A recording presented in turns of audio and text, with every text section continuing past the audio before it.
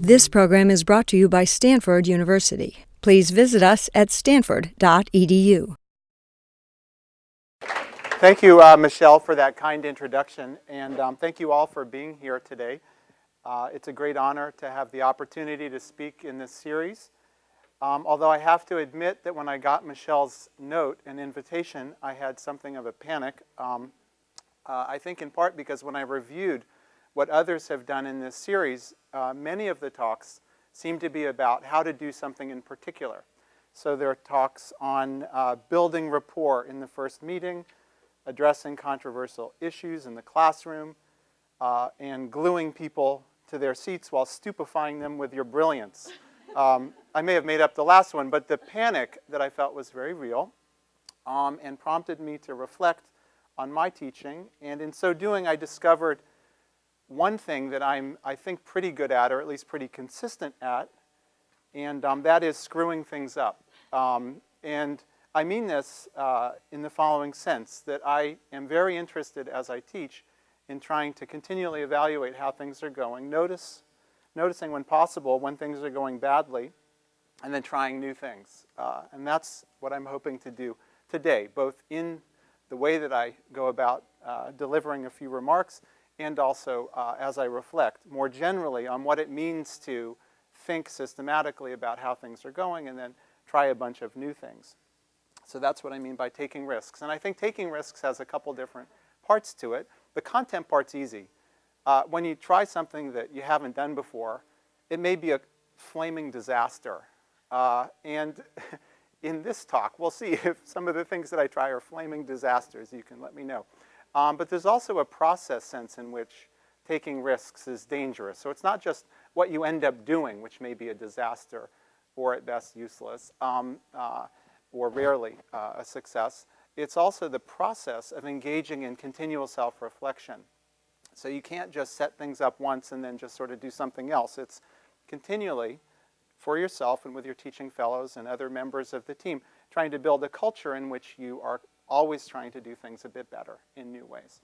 And why is this risky? Well, it's risky because if on the fly you're trying to dynamically adjust what you're doing in a given context to better achieve your teaching goals, that's a lot of work. And it's a lot of cognitive resources being devoted to that. And you may fall off the stage and hurt yourself. I mean, there are loads of things that can go wrong. So I think in both of these senses, both the content, what you actually try may be a disaster, and also at the level of the process, you open yourself up to anxiety and risk. There's some danger here. But my goal is to give you a sense, as best I can, of the role that taking risks has played in my own teaching life. Before I do that, I just want to take a second to address a belief that I had very firmly in place when I started as a teacher here some time ago. And that was a belief that good teachers are born that way, not made. I was sure of this. I'm not sure why I was sure of this. It may have had something to do with the extraordinary teachers that I encountered here on a campus populated by amazing teachers. I remember vividly one lunch early on when at the end of what I thought was a nice lunch with a senior colleague, he, on the way out the door, grabbed a napkin and appeared to scribble just one word or so. And I thought this was obviously a Stanford custom, and so reached for a napkin. I was going to do the same thing. And but then luckily checked with him whether this was the way you got out of the restaurant by writing something down. And he said, no, that was his lecture preparation for the 500-plus person lecture he was walking to now. Okay, so that was clearly not where I was at that time or now. Other experiences that I think contributed to this sense that great teachers or even good teachers are born and not made. I remember a colleague, different colleague, who casually mentioned that she was finding that it really did take her until the end of probably the second week of term to memorize all of the names of the people in her lecture classes. So, and meanwhile, I was still trying to find the bathrooms. I mean, this is the difference I felt as I interacted with these extreme and gifted colleagues. So I think these may have had something to do with this belief, this firm belief I had that great teachers or even good teachers were clearly born. Now this belief, of course, was somewhat discouraging for me, because when I thought of good teachers and all of the things that they should have, I felt very, very confident that I didn't have most of these things. And do come up, and there's a seat here, and I'm not feeling particularly radioactive. There's even one right here. Yeah, great. So as I thought then about you're not so sure about the radioactivity, are you? Wise man, wise man. So as I thought then about this sort of circumstance, repeated evidence in every interaction with these gifted teachers that I clearly wasn't born to be a great teacher or even a good teacher, I got really discouraged. And again, that's because as I reflected, what clearly everyone else was wildly extroverted. I, by contrast, am and certainly was then very shy. So I grew up, I think this is partly temperamental. I think the temperamental trajectory was magnified or distorted by homebrew haircuts, which my mother insisted on giving me. I mean bowl cuts, really. Bowl on your head, snip, snip. So if I had any prayer of having friends, that diminished to near zero by the grace of these haircuts. I think things weren't helped by the fact that we weren't allowed to watch TV, so I had no clue what anyone else was talking about, or sort of a sartorial splendor that was thoroughly lacking with patches upon patches. So shy. I was shy, not extroverted. And I saw in everyone else around me extreme extroversion. I saw also, as I gave you a hint of this in the second example, immense capacity to remember and track people's names and faces and just keep it all sorted out. This I don't have. I just have a sieve where that part of my brain should be. So I was just quite discouraged as I reflected on all of the things I didn't have and all the ways that I obviously wasn't doing the right thing with myself because I wasn't born in just the right way with all the skills that I needed to be a teacher. Now, since then, something's happened that I want to share with you, and that's that I'm still shy. I still have a crummy memory for names and faces, but the belief that I used to have that great teachers or even good teachers are born and not made has been rearranged. I've convinced myself that great or even good teachers are made and not born. And for me, that's a really important transition. And I think as I've taught and tried to improve my teaching, I've been convinced of the validity of this new way of thinking by a couple kinds of experiences, some things that I've experienced that I feel have made me into a somewhat better teacher. One of these things is doing a lot of teaching. So I've had the chance to do one-on-one teaching with undergraduates, with graduate students, with postdoctoral fellows, and that's been an immense help. I've also done small seminars, tutorials, mixed undergraduate, graduate seminars, and larger lecture classes. And that experience has just really made a big difference as I think about how my teaching has gone. I've also had the privilege of working with phenomenally gifted teachers. Jasmine Quill, for example, Kelly McGonigal, Benoit Monin, a number of other people who I've been working with in the Psychology 1 program that Michelle mentioned in the introduction, other colleagues in the psychology department, and teaching fellows, just extremely gifted teaching fellows. And so it's not just doing a lot of teaching, it's working with people who care about teaching and talking about teaching. And those two things have mattered a lot. A third thing that I think can really help compensate or even overcome some deficiencies, if you come to the table, as I came to the table with many, many deficiencies, I think another thing that ends up really mattering a lot is caring. And I care immensely about students and about the learning process. And there's something about the pleasure that I get from being clear about something, how something works, why something is the way it is, and sharing that with someone else that really is sustaining for me, and I think makes a huge difference and supports this idea that if you have these things, experiences in teaching, a chance to work with great people, and a sense of caring, these things really can shape teaching in a way that supports the idea that teachers can be actually made and not just born. I think another thing, a fourth ingredient, is working hard. Spent quite a bit of time preparing. Unlike the first colleague I mentioned who seemed to in a fit of brilliance. I don't know quite how this happens. Write one thing down and have 60 or 75 minutes of material. I can't do that. If you can, that's terrific. And if you can't, you need to work harder. The last thing, I think, on this list of things that one can do that I've tried to do to support this notion that teachers can be made and you don't have to be born a certain way is taking risks. And that's my focus for today, taking risks.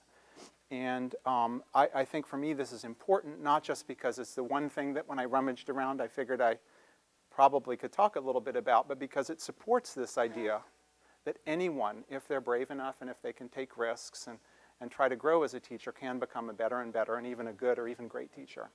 I have tons to go, miles to go, as you'll see, but this is what I'm trying to do, and this is why for me taking risks isn't just one topic of many. It's a core engine for making good teachers.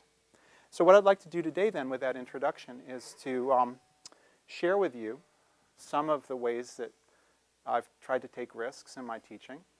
And I'm going to do that around 3 problems that I'll point to. And I welcome your thoughts and comments and allergic reactions if and as you have them. So what are the things, what are the problems that I've tried to engage over the course of my teaching? I'll focus in psychology, because that's what I know a little bit about. And in particular, I'll focus on a large lecture context, Psychology 1, which is a class with freshmen, sophomores, and in larger numbers, and then juniors and seniors in somewhat smaller numbers. So if you think about the kinds of problems you can have as a teacher, at a place like Stanford, we're incredibly lucky with the talented students we have, world-class students we have as undergraduates. But even here, we can have problems with what the students do or don't do. And the example of that I'd like to take up here is trouble with technology, particularly laptop misuse in lectures. Because this is one thing that I've struggled with lots of help from my colleagues, and come up with some ideas about how to handle that. A second thing that I'd like to talk about is not just students screwing up with laptops, but actually the faculty also making a mess using particularly PowerPoint, which has more ways to make a mess, I think, per sort of pixel than most other programs. Okay, so we'll talk about that. You'll notice that I am using PowerPoint, so it's not that I'm not interested in trying to make this useful. It's that I think you can screw up in lots of interesting ways, and when I've screwed up, I've tried to fix it, and I'll talk about that. And then where students doing more or less the right thing and faculty doing more or less the right thing come together, that's where magic happens, and that's the engagement that I think sustains many, or maybe all of us, that kind of meeting of minds, and there are barriers to that, and I want to talk a little bit about what those barriers are. So let's talk first about laptop misuse. How many of you would say that you, personally, use laptops occasionally in lecture contexts? A few hands going up. High up so we can see. Yeah, okay, don't be shy. Great, okay, so some of you, not all of you. And how many of you as teachers have seen students, undergraduates, use laptops in lecture contexts? How many of you have seen that? So we've all seen that, okay, great. And a subset of us are actually sometimes using laptops. Now the trick is use versus misuse. So now thinking not necessarily of your own perfect record here, but now what you've seen in others, how many of you would say that you've seen others misuse laptops in lecture context? You've seen this. And what were, good, okay, that's all of us. And like what? Like, for example, what were people doing that you've just raised your hand. So what's an example of misuse? Yeah, please. REI website buying shorts. Yeah, that's what I heard. And it's winter, they're buying shorts. Yeah, they're planning ahead. Okay, what else? Okay, there was a sale. And he was picking up shorts too. Okay, great. So anything else? Yeah, other examples. Yeah. IMing with family in another country. IMing. Okay, great. And you read carefully over their shoulder to know that it was another country. Yes. Okay, what else? Anything else? So IM, REI, sales. Anything else? Is this it? Yeah, please. Playing games. Games. Okay, the solitaire aficionado. What else? Yeah. Using web translator. Language classes. Okay, interesting. Okay, in a way that seemed inappropriate. Yes, perhaps. Email's a big one. Email's a very big one.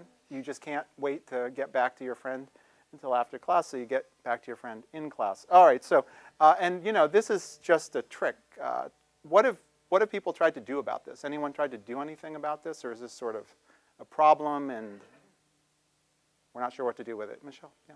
We had a speaker yesterday mention that if she sees a student is using their laptop, she'll just wander around and put the laptop down. Okay, so that's one approach. And that can work in some contexts. I can imagine other contexts in which that would be rather more dangerous to do. I'm thinking, in 200-plus person Psych 1 lecture, you'd spend your entire time flipping laptops down and they'd pop up faster than mushrooms after rain. Okay, so that's one approach. And one thing we've tried is to plant, as it were, teaching fellows throughout the room and have them make snide comments either during or preferably after. That doesn't go very far. And part of the trick here is either with pushing things down or combating the REI sale concerns is that there are, of course, appropriate uses for laptops, note-taking and so forth. And sometimes it's very difficult if someone has 2 or 3 windows open to tell what proportion of the time they're actually focused on you versus doing something else. Okay, so let's then think together about what else we could do. And I want to just share something that's in progress. We've tried, and this is the last time I taught Psych 1. We tried this, and this involves actually weaving into an early lecture in my Psychology 1 class the issue of using and misusing laptops. So I'm actually bringing it in as an example as I talk about research methods. And you guys can judge whether this is crazy or whether this is potentially useful. Now, there's one trick. I need to have you become, temporarily, my Psychology 1 class. So you're now my 200-person Psychology 1 class. Okay, and in science, in psychological science, as in many other sciences, our goals are description. So we're trying to get really clear about what's happening in the world. In our case, in psychology, we're interested in human behavior and mental processes, as we've discussed. We're then trying to explain these processes that we've observed. What's the underlying sort of mechanism? And then using these models of mechanism, trying to make predictions and even try to control. In our case, in psychology, we're interested, of course, in intervening to try to help people with problematic patterns of behavior or affective response. And these goals of science, I think, are really woven together or achieved in the context of psychology by a set of research methods, which may be thought of as the application of the mindset of a psychologist, which is this open or curious attitude that's also skeptical and critical, subserving the goals of science. So these then, I think, are the crucial goals that we need to keep in mind as we consider psychological science.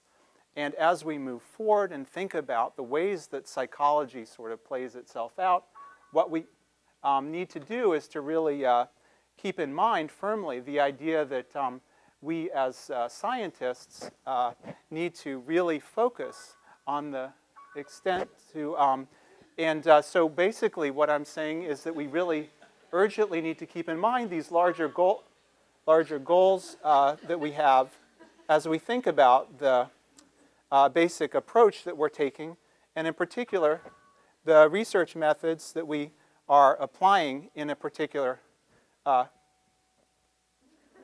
what? You noticed? What did you notice? What? What happened? Why are people laughing? What? What? You seem to lose your train of thought. Did I? What? Wasting our time. I was what? You were distracted and wasting No, our time. I was? Okay, good. So this is a question I want to ask. Not just whether when an instructor fiddles around and makes inappropriate use of a laptop, as I pretended to a second ago, but whether when you, on the receiving end, make inappropriate use of your laptops, whether that has any bearing on anything important at all. I want to take up this question of whether laptop misuse during class affects not just the instructor and his or her ability to track what's going on or make some sense, but whether you as a receiver of sort of the discussion and participant also are affected in some way. The way I'd like to pursue this is to think together about the three major research methods that we as psychologists employ in addressing this question about laptop misuse or any question. And the first approach is a descriptive approach, where we simply look out into the world and carefully describe what we see. And so we can ask questions like, how many people use laptops? We can ask questions like, what are people doing on their laptops during lectures? And our answers to these questions will begin to orient us to the number of problems that people may have. And so we're carefully examining what's happening in the world, and we are then trying to describe at this first level of analysis, or in this first approach, what the phenomenon is, laptop use and misuse. A second approach looks now not just at one thing and measures not just one thing, but measures two or more things. And in a correlational approach, what we're interested in doing is taking, for example, estimates of how much people are using or misusing laptops, and also looking, for example, at how well they're doing in their coursework. And in a correlational approach, which builds upon a descriptive approach, and that's why we put it inside the descriptive approach, what we're looking at is how scores on one measure, let's say laptop misuse, relate to, correlate with measures of another outcome, as in class performance. And so let's make this a little bit clearer by laying out a scatter plot. And so what we're going to do on the x-axis is put minutes spent on laptop distractors during lecture. And on the y-axis, we're going to put the grade in the Psychology 1 course. Okay, so this is what we're going to do. And we're going to start with Facebook Frank, who spends much of his lecture. This is him, Facebook Frank, using almost half an hour per lecture, fiddling around doing something that has nothing to do with what he should be doing. And we put him here because Facebook Frank hasn't been doing very well in psychology. Okay, now, so that's just one point in this space. We, of course, have lots of students in class. And so now let's take Studious Sally. Studious Sally only uses her laptop 3 minutes in ways that involve distraction, and she is doing quite well in class. And in a scatter plot, in a correlational approach, what we're trying to do is to, for each person in a class, relate these two different factors, asking whether they typically travel together, so that the more that you use your laptop, the better you do in class. That's one scenario. The more you use a laptop, the less well you do. That's another scenario. Or whether they're unrelated. So that's a correlational approach. And my next step is going to now be to take away the pictures, leave these 2 points, and fill in all the rest of the class. And what we find is, and these are data that have been reported by colleagues in the field, associations in the range of minus 0.2. And a correlation coefficient represents the strength of association between two variables. In this case, it's negative, importantly, meaning that the more you fiddle around on your laptop, the worse your grade. So that's a negative correlation, and correlations can range from -1, where you have perfect inverse relationships, all the way through +1, where you have perfect positive association, with 0 in the middle, meaning no association at all. So the data suggests, in fact, taking this correlational approach, that there is an association between the two. It's not -0.1, because many things go into grades and performance in a class, but it's certainly not positive. It's on the negative side. And to put this in perspective, some estimates of the correlation between lecture attendance and grades is 0.3. So that's, of course, in a different direction, because it's good to go to lecture. And the more you go to lectures, the better your performance in many of these class contexts. But the magnitude of association isn't totally different. So this is giving you a sense of the magnitude of these effects. Now, careful with the language here. I've said that this goes along with or is associated with poor performance. And I'm being careful with my language because although we want to reach for causal language and say that laptop misuse causes poor performance, we can't know that. Why not? Why can't we say that laptop misuse leads to poor performance? Why can't we do that? Well, this is possible. It's possible that that's true, but it's also possible that you're so discouraged by all of those poor marks you're getting that you go shopping instead to make yourself feel better. That's possible. Or it's also possible that some third factor, like feeling incredibly tired, leads you to fiddle around and also leads you to get poor marks on your exams. And so when we're looking in the second approach, correlational approach, we need to be very careful about drawing inferences. Now, let me just make this clear. Now, you're still in my psychology class in case you've forgotten that. Okay, class.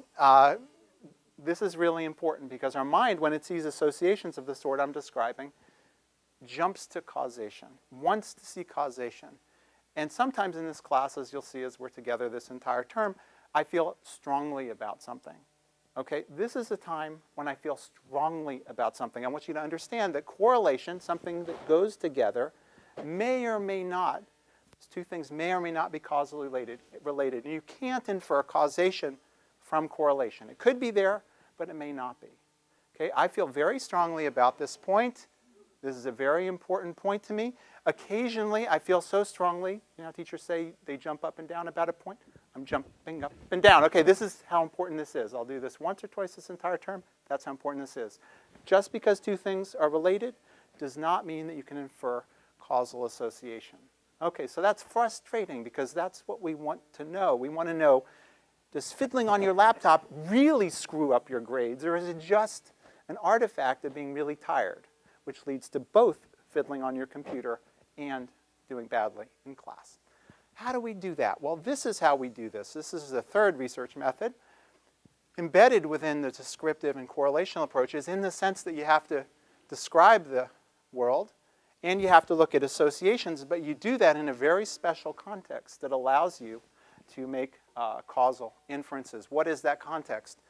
An experimenter has an idea about, let's say, cognitive resources being finite and being resources that are allocated in real time to varying tasks, and has the idea, furthermore, that if you use your resources for one thing, you can't use those resources for something else.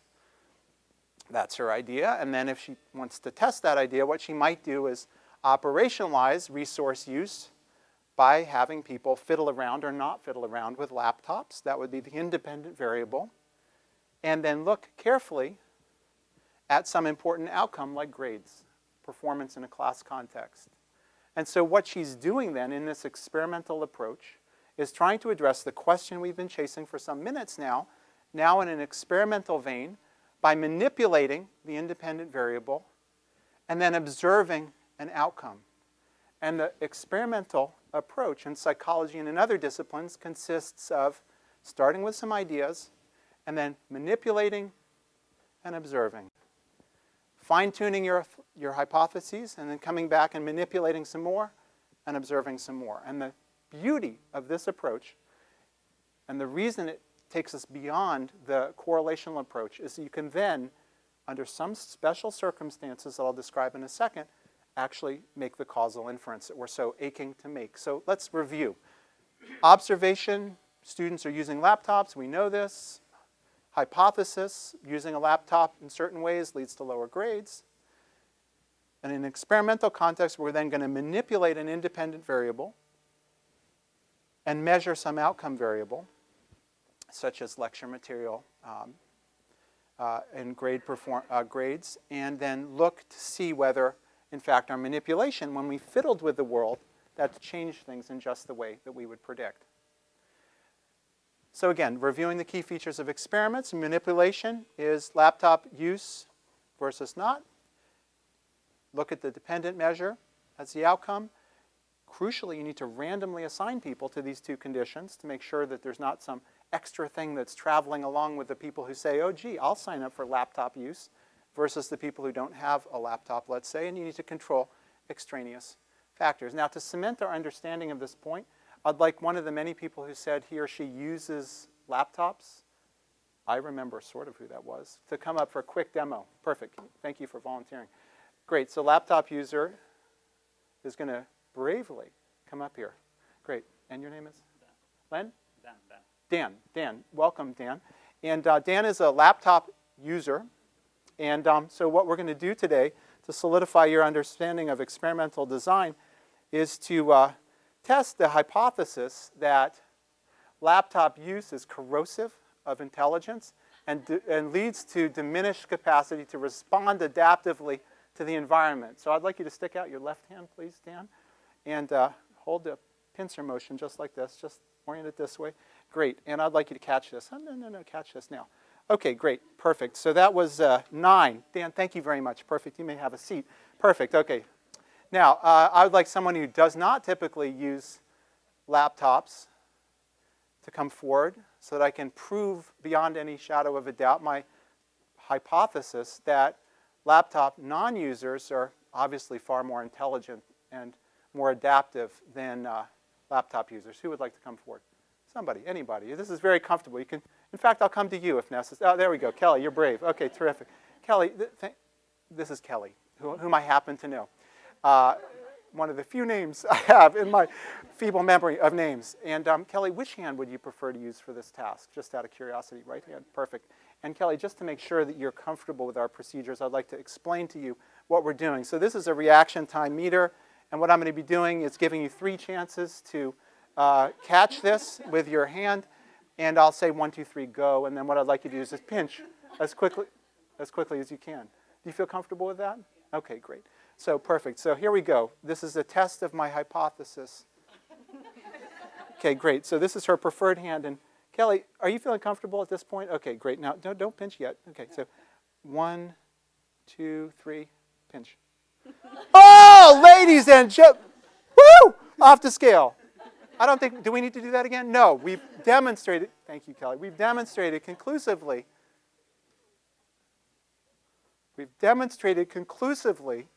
that laptop misuse is corrosive of intelligence. Have we? No? All right. No? Pulling teeth? Okay. In about 400 ways, no. Okay, great. And so now you're not my class. Thank you for having been my class. Right. So at this point, and I've slightly belabored this point, trying to give you a feel for how we operate, or I sometimes try to operate in taking risks. I then, in the later parts of this lecture, spend quite a bit of time. Of course, it's a joke. They can see immediately that you can't prove a hypothesis in the way I said. Single participants. I'm totally unfair to Dan. I'm Kelly. I've got her up here on like a comfy couch. And I've got her, 1, 2, 3 times, dominant hand. They get that. Okay, controls. So this is a way of bringing it to life, the idea of what an experiment means. And all the while, I have in mind this idea in a little bit of a jokey way that maybe laptop misuse is sort of a goofy idea. I then, in the very end of the class, as though I haven't beaten them over the head with this enough, in my statistics discussion, where I talk briefly about descriptive and inferential statistics, use this example again. Now, I don't know if this works or not, but this is the kind of thing, and this happens at a number of points in the lecture series, that I try. So this was the first time I tried this. I had a lot of help in putting this together, and I don't know whether that works or not, but this is the kind of risk that I'm willing to take. It's a little crazy, and it's a risk because people may not think it's at all funny. They may not get it. They may have reactants. They may think, oh, well, if he thinks it's a bad idea to use laptops, I'm going to use it even more. I don't know. I mean, okay, so I'm very, open to the possibility that this may be a complete and utter disaster. All right, so, but I'm interested in trying, and that was the first problem. The other two I'll spend a little bit less time on, but I am wanting to kind of give you a sense of the breadth of the problems that we attack. I try to attack in ways that are risky. So now let's talk about PowerPoint use and misuse. So this is now moving from what students do or shouldn't do to what faculty, perhaps, or teachers do or shouldn't do. And PowerPoint misuse. How many of you have ever been at a talk? Let's not talk about this talk yet because I'm too sensitive about this. But other talks where PowerPoint was grossly misused. Anybody been to it?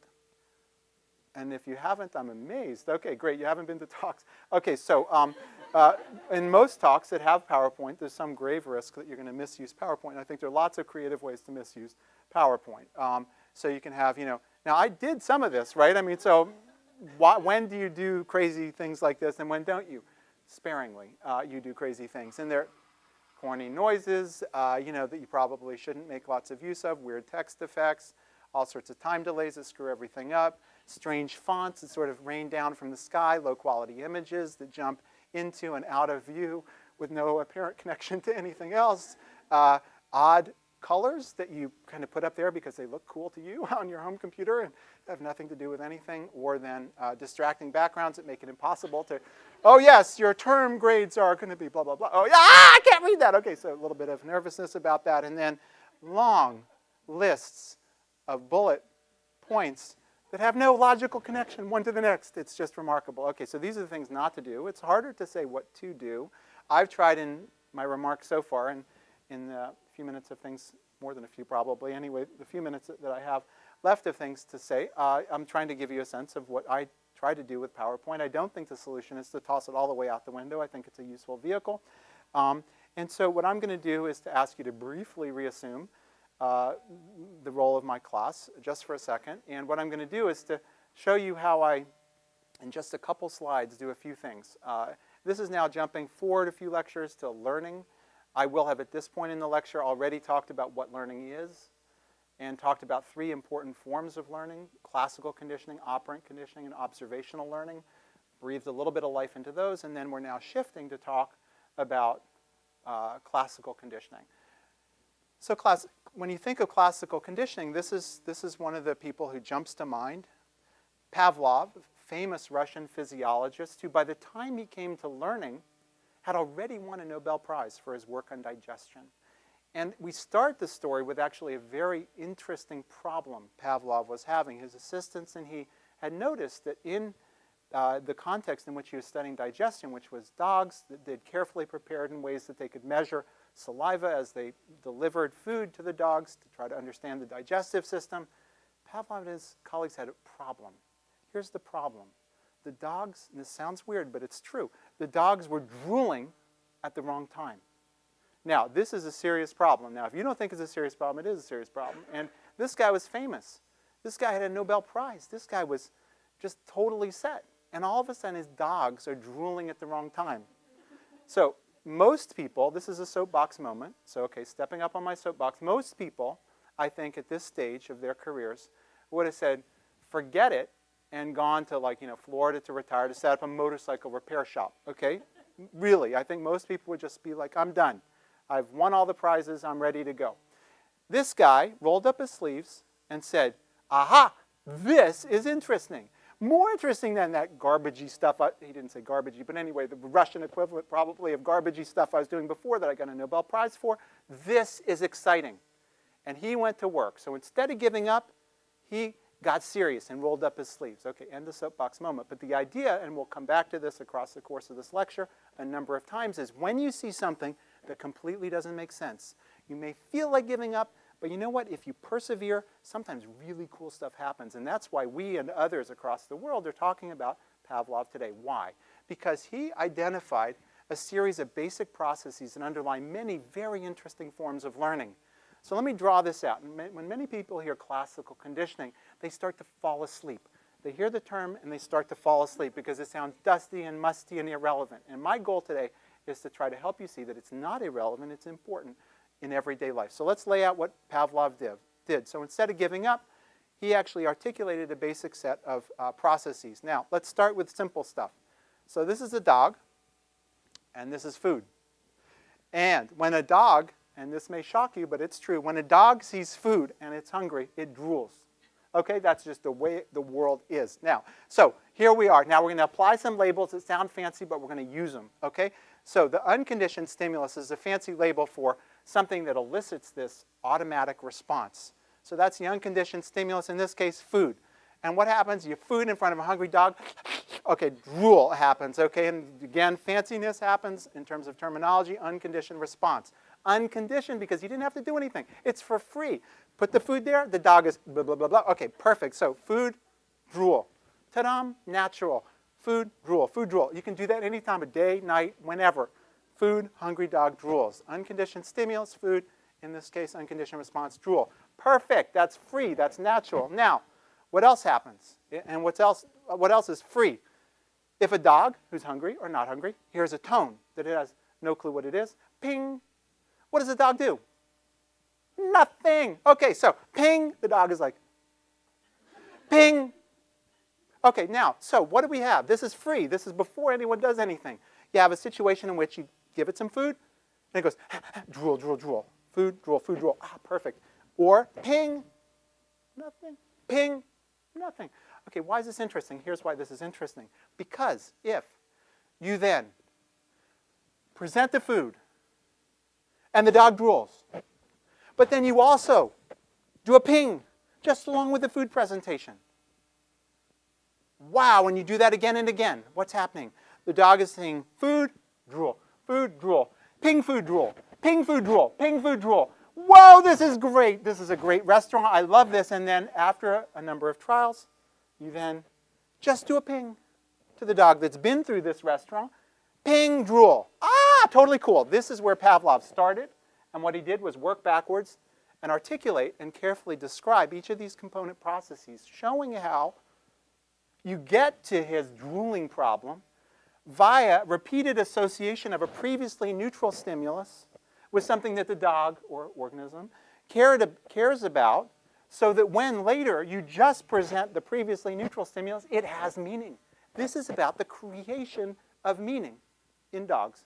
Okay? So this is classical. Okay, so done. Okay, you're not my class anymore. Perfect. So what have I done? Well, a couple things just to quickly point you to. One thing that I did was try to bring someone to life. I would have done this in a little more glowing detail probably, but I do keep in that part about he could have like retired in Florida, because that's a little soapbox moment, and I do have these moments where I jump up and down or trying to make a meta point that maybe sticks and maybe doesn't. So that's simple. There are no effects. It's a pretty picture, and it makes it vivid. So that's one thing I think PowerPoint's good at. Another thing, and this is kind of weird, but check this out. Another thing that I think PowerPoint's good at is this. And I actually have to tell people at the beginning of class, because otherwise they don't get it. They think, REI time, or whatever, IM time, because they think that somehow something's broken or I've run out of things to say. And I say, actually, in my first lecture, I say, you may notice a couple things about how I use PowerPoint. One of the things I really want you to notice is that sometimes in between pictures or text or figures, I have a blank slide. And you know what? That is the time when I try to say everything I can about why what we're talking about is important. And if you have to miss anything in this entire lecture, don't miss that.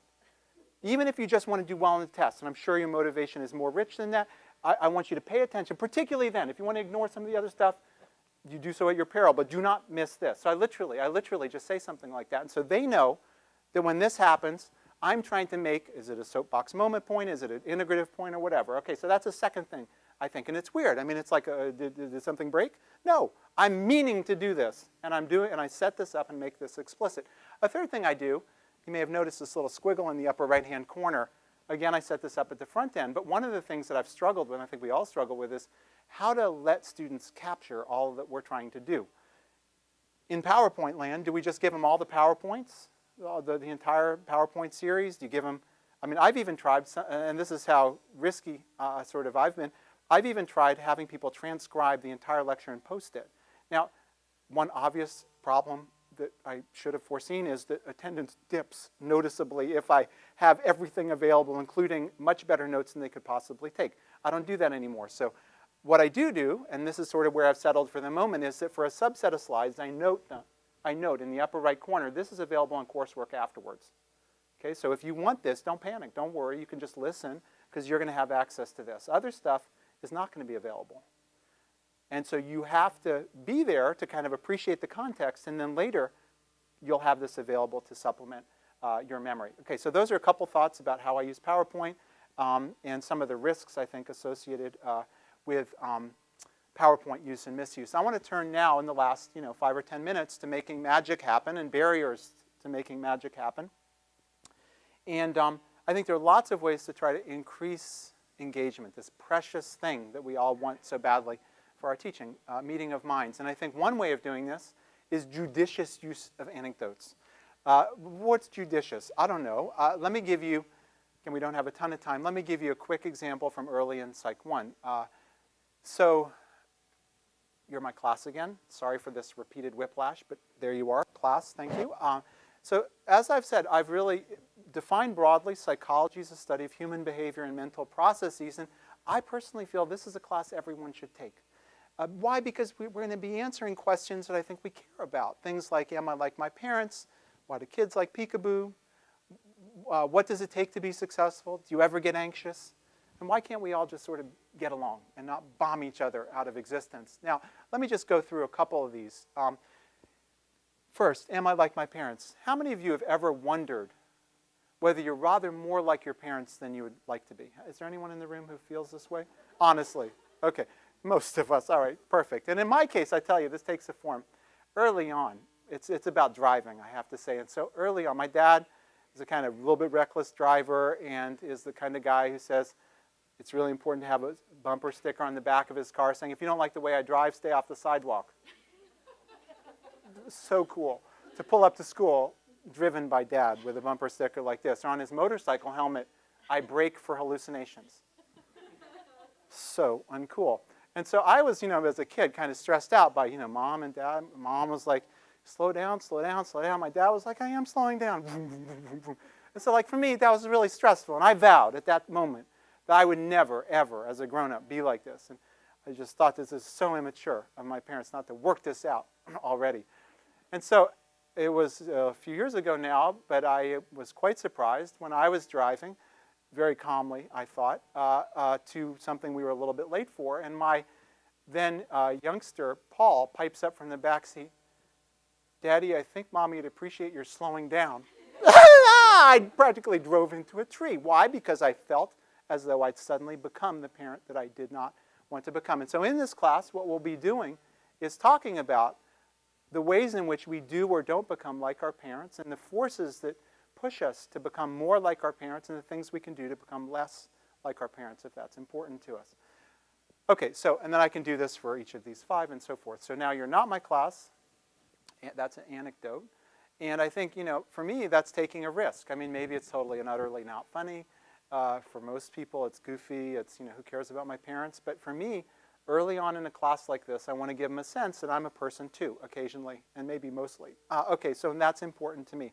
Talk also about anxiety and how I was really anxious. And again, these are often freshmen and sophomores who are pretty nervous about a big class.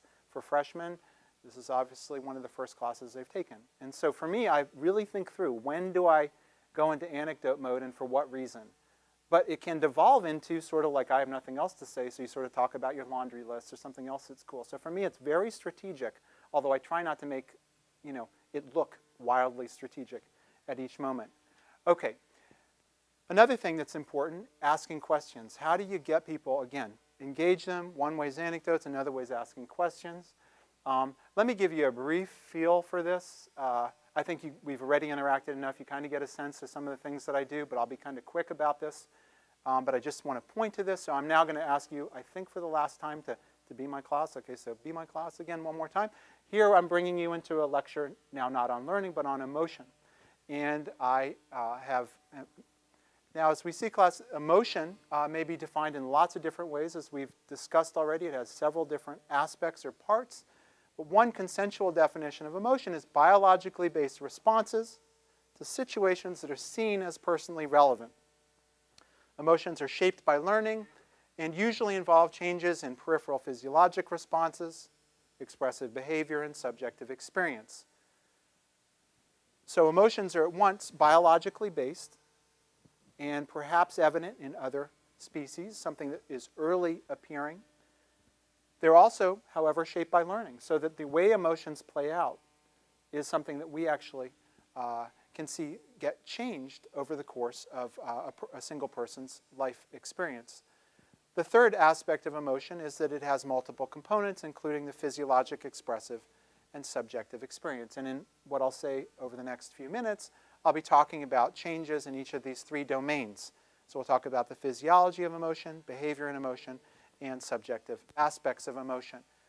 Before we do that, though, I'd like to ask you a question about who else has emotions. So if you think about emotions from this perspective, how many of you would say chimps have emotions? How many of you would say that? How many of you would say wrong, chimps do not, in any meaningful sense, have emotions? Anybody? No? Okay. So we'd want to grant then, most of us, that chimps have emotions, as in the case of this poor fellow, Merlin, who, that's sad. He lost his mom and exhibited behavior, withdrawal behavior, didn't want to eat, and had what many of us would think was a grief reaction, and then died. Let's go to dogs. How many of you would say, let's turn this around because you are so pro animals having emotions. How many of you would say dogs, we have to draw the line somewhere, James? Dogs do not have emotions. Anybody? Anybody? What, was that half an arm? No, you were not raising half an arm. Okay, so dogs. I don't know if this is going to work very well because you guys seem so keen on animals having emotions. Here's a dog. You might have been thinking of just this image. This was the dog you had in mind. Cats. Come on, guys, we have to draw the line somewhere. Cats. How many of you would say cats do not have emotions? Seriously. I mean, James, we have to draw the line somewhere. Anybody? No. Cats have emotions. Okay, fine. You're thinking of cats like this. Okay. All right. Let's get serious. This is my last attempt to push you into some sort of disagreement with one another. Armadillos. How many of you would say, James, we are drawing the line right here? Chimps, dogs, cats, yes. Armadillos, no. How many of you would say armadillos, no? 1, 2, 3. Okay, brave souls. Perfect. Okay, great. And so I don't know how you'd account for this. Flying armadillo. Okay, great. And so what I do now, you're not my class, terrific. And usually there's a little more dissensus. You guys are probably more expert on emotion than they are or something. And then what I do over the next few minutes, which we don't have now, is to try to draw people having disagreed with one another into, okay, so you've said that, no, we're not going to do this now. But she said, for example, to put her on the spot, that, armadillos don't. And so I'd ask her to talk a little bit about why armadillos no and cats yes. And so I will. And then, and people want to pass, they pass and do that. And then, okay, so how do you respond to her? Because you have a different view. And so I just, in 200 plus people classroom, very early on, set the context where, of course, the norm is that you raise your hand, talk about. I first get them to raise hands. I've just seen them raise their hand. I saw it. And then I say, okay, you just raise your hand. So what were you thinking? Okay, that's hard. But I mean, early on, that sets, I think, a tone for engagement. Now, the last thing I'd like to touch on briefly before we stop is giving feedback. And here's the problem. Bumped into that in lots of ways in giving exams, giving feedback on paper. I'd give copious feedback. I'd carefully work out how things should be. And then people would not pick up their exams or papers. Has anyone else experienced this phenomenon? Okay, a number of us have. And boy, is that frustrating, because I've just spent like a gazillion years carefully articulating the principled response that they should have given to the second essay question, and they don't care because they don't pick it up, I think. Okay, so what do? Well, in the case of writing assignments, what I've done, this is now in a seminar context, we do something very similar in a lecture context. I now have reworked the assignment so that the paper is modeled on a grant application. So this is a real-world context that they care about. Anyone probably wants to be able to write grants, and it's now, get this, 2 pages. Not 20, not 12, 2. 2 pages single-spaced.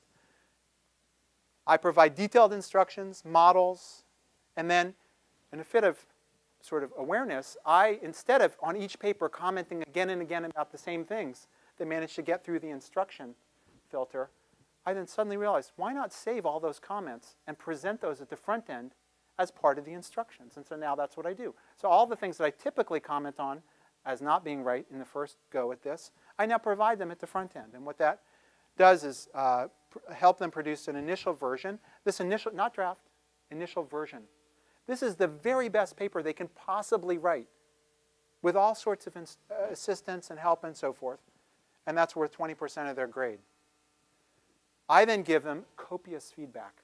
And you know what? They care about this feedback. They treasure every word of this feedback. Why? Because I'm going to give them another grade on this thing, plus they want to know how to write well and learn. Okay, so, but I set up a context in which they're protected. That precious wish to learn how to do this is protected against all of the other things that they have to do by the structure of the assignment. I also have peer review, so classmates in a seminar context read each other's papers and give feedback. And I look at the feedback, and I give feedback on the feedback. Okay, this gets a little risky because I'm now doing a lot of stuff, but it's terrific because the final version, which is worth another 20% of the grade, the same as the initial version, notice, is now a work of art. This thing is great. This thing is terrific. This thing is wonderful.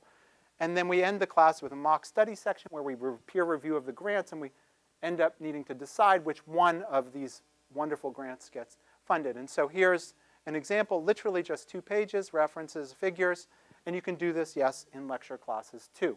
We do this in our Psych 1 course. It's a little bit less detail-oriented, but it's the same basic concept, and that's tailoring the assignment so that you can then make maximal use of feedback. So what I've tried to do then today with you is to talk about 3 different problems that I've tried to creatively, with a lot of help, engage. Laptop misuse, PowerPoint, use and abuse, and then the art of engagement, particularly around using anecdotes, asking questions, and giving feedback. And for me, this stuff is important. The idea of taking risks is important because for me, this is what supports a belief that good or even great teachers are made and not born. And with that, I'll stop and then take questions if there's time. Is there a minute or two, or should we stop? I know some of you may need Let's, to leave, okay. but I think we can Great. continue with a few questions. So we'll stop, and those of you who can stay, I'm happy to stay for a few minutes for questions. Thank you, guys. Is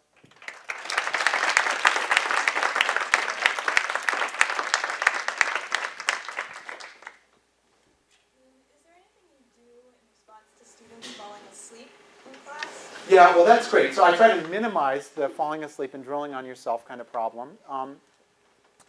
In a large lecture class, not on the first day of term, because I'm really sensitive to embarrassing students and making them feel really uncomfortable. But I will do things, and my students know this, but I get a little crazy. Like this was a minor sample of my behavior. Nothing illegal, but just a little crazy. So for example, later in my lecture on emotion, and this will answer your question in just a second, in talking about models of emotion, I'm mic'd in a way that I'm not here. This is for the video, but I'm mic'd in a 200-person thing. So when I speak loudly, it comes across very clearly. And so what I do is at one point in the lecture, I suddenly leap at them as though I'm a bear, and then sort of play with their response. That wakes everybody up every time. They're asleep, they wake up. Absolutely, they wake up. So there are, and I'm not a bear every lecture, but there are moments where I'll say, so that's little things that I change the tempo, I move around. Here I've been pretty stationary, just because I was trying to do so many other things that my few cognitive resources were maxed out. If I had better sort of control over many of the other elements, I would have been happily walking around, and so that helps. So there's some movement, there's some changing of sort of how loud I am, there's abrupt shifts. I later in the class will, and I don't know if this is a good idea or not, but I will say, how many of you feel, this way? I mean, you can hear me constantly polling people. And how many of you feel that way? Okay, now there'd be one person back there who's not voting. Hello? What's your vote? And, he's like, what? So I don't, but I try to tread really gently because I'm really shy. And if that weren't done in just the right way, I'd be mortified. And so I rarely do that. But later in the class, when I feel more comfortable, I will occasionally do something like that. And I don't need to do that many times.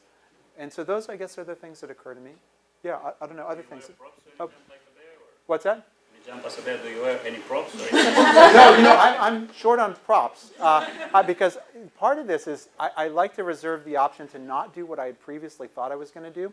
And this is part of that risk that I mentioned at the beginning, where if I see that something is not working, and I actually, just so you know, did roughly what I had in mind at the outset with you guys, because you were such a nice audience or whatever. But occasionally, if things were really just crashing and burning, and you guys were being really mean to me, I might have done something totally different and less revealing, and I would have retreated to do something else that I thought might make better contact. So I will dynamically vary actually where I go, and that's part of the reason why I don't put the PowerPoint up before the lecture. It's always after, because it's only then that I know what subset of slides I'm actually going to get through. And so if I show up in a bear costume, not only does that give away what I'm about to do, so when I say, rah, they're like, you look so stupid.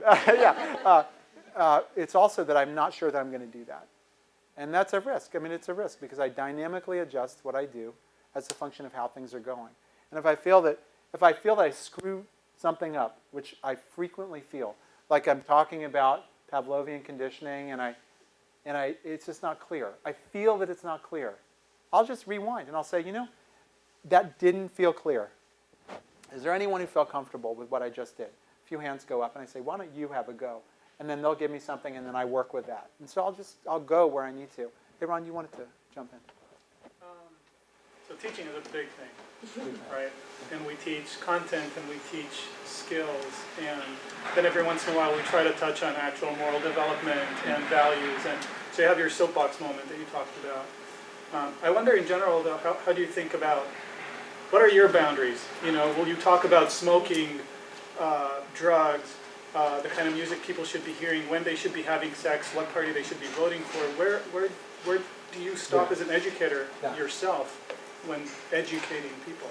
So that's a lovely question, and there are lots of parts to it. I think you're quite right to see that for me, teaching is more than just transmitting facts from my brain to your brain or to someone else's brain. For me, this is certainly about knowledge transmission, facts, but much more interestingly for me, there's another level or two above that, which I only can get to via being clear about the content. But my hope in this presentation today and in my teaching elsewhere, my hope is that I'm doing both the content transmission and also giving at least some sort of perspective on approaches that might be taken. In a student's context, that's how to think about a complicated phenomenon. And so I will again and again try to model, okay, so here's this concept. Now let's just think about the different parts. How do they work? How do they relate? Why does this matter? Dumpity-dump. So I just sort of help them see how I would think about it and organize the literatures. Then above the fact transmission and the how do you think critically about whatever it is you're thinking about. And remember, for me, this class in particular is a general purpose class, sometimes for psychology folks and sometimes for folks who are going to do totally other things. As you've mentioned in the introduction, this may be their only contact with psychology. For me, this is about critical thinking skills, but useful everywhere. And I happen to think it's useful to know about people, no matter what you do in life, but I also think it's crucial to know about how to think critically, whatever the content is. And then there is this extra level above those two that I do pay some attention to, and I don't think I have a well-developed philosophy around. But I will find moments where I try to at least be clear about the consequences of certain kinds of actions. We saw this most clearly today in terms of laptop use and misuse. And I would have done more with that, but I'm not literally saying, put away your laptops. Now that could work. I'm not saying that could never work. For me, I don't think that would work. And I'm not even saying, don't play solitaire. You can play solitaire, but let's just be really mindful. And in a full lecture, what I would have done is spent more time, not just on how it's disruptive for you, but it's disruptive actually for others around you. So there are a couple kinds of things that I do. And for me, that's not literally going all the way to saying, don't do this. But I'm coming pretty close to saying, really, pay attention to the consequences of your behavior for yourself and for others. And I'll do that, for example, when I talk about alcohol. I'll talk in the context of pharmacotherapy and various interventions and psychoactive substances. I'll talk about the ways that alcohol, as a depressant, actually doesn't seem like it's depressing. It seems like it's enlivening, and how alcohol can be used and misused. And talk a lot about, crashes and statistics and deaths. And this is not, though, me saying don't drink. This is me saying, okay, here's some consequences. Here's the psychology of drinking. And so I think my hope is that although I will occasionally make it clear that I'm not super happy about, countries getting bombed, or, I'll make these sort of comments that maybe others would disagree with. But I keep it general enough that I'm trying to keep everyone feeling like they can relate to me enough for present purposes. So I don't think it's helpful for me, just given my personality, to start with, if you're not of this political orientation or that or something else, leave now because I'm not interested. I don't think I can do that or should do that in this context. This is my job, is to try to be a great teacher or a good teacher, whatever I can do on a given day, at each of these different levels for everyone who's in the class. And I don't want to set up barriers to people being able to hear me at these other levels because I've been so specific and directive. I want them to be thoughtful. I want them to be informed.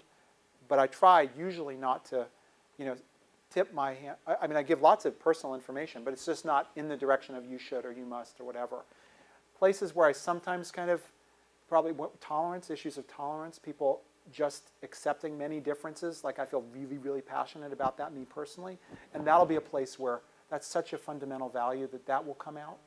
But there are very few cases, I think, that come to that third level and I just say how I operate and how I think other people should operate. with that, we should probably stop. Yeah, I think we. Thank you guys so much. This was fun.